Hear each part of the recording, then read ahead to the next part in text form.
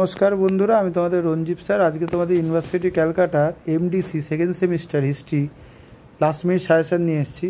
তোমাদের পরীক্ষা যেহেতু 4 তারিখ থেকে আরম্ভ হচ্ছে, তোমাদের 10, 15, 20 নম্বরের যে কোশ্চেনগুলো দেখো, প্রাচীন গ্রিসের পলিসের বৈশিষ্ট্যগুলি আলোচনা করো।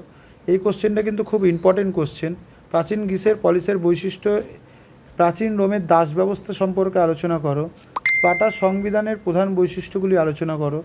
ঠিক আছে, এই 3টে কোশ্চেন করলে কিন্তু তোমরা বড় কোশ্চেনে প্রথমেই কমন পাবে। এথেন্সের বৌদ্ধিক বিকাশ, সক্রেটিসের ভূমিকা আলোচনা করো।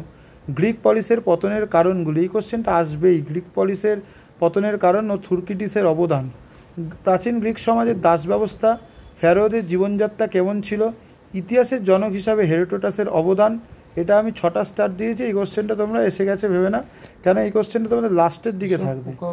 এবং যাদের সেকেন্ড সেমিস্টারের মাইনরে হিস্ট্রি আছে তাদেরও কিন্তু এই সাজেশনটা, এবং অনার্সে যাদের ডিএসসি পেপার আছে তাদেরও কিন্তু এইটা একই সাজেশনটা কাজে লাগবে। প্রাচীন গ্রিসের পলিসের পতনের কারণগুলি, এইগুলো হচ্ছে বড় কোশ্চেন। এবার 5 মার্কসের কোশ্চেন দেখো।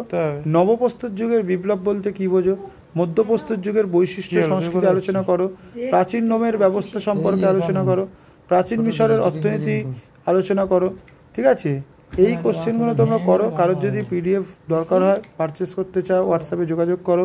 তোমরা দেখেছো যে 4th সেমিস্টার এবং আগের সেমিস্টারগুলো কিন্তু সাজেশন পুরো 100% কমন ছিল। যাদের পিডিএফ লাগবে হোয়াটসঅ্যাপে যোগাযোগ করো, হোয়াটসঅ্যাপ নাম্বার দেওয়া আছে। প্রাচীন চীনের সভা সম্পর্কে আলোচনা করো। গ্রিক দার্শনিক প্লেটোর অবদান আলোচনা করো।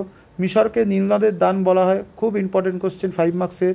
প্রাচীন মিশরের ধর্মীয় বিশ্বাস সম্পর্কে আলোচনা করো, এবং এথেন্স ও স্পার্টার মধ্যে পার্থক্য, এটা আলোচনা করো। এই কোশ্চেনগুলো করো, তোমরা 100% পাবে না। কিন্তু তোমাদের হোয়াটসঅ্যাপ নাম্বার দেওয়া আছে, পিডিএফের জন্য যোগাযোগ করো।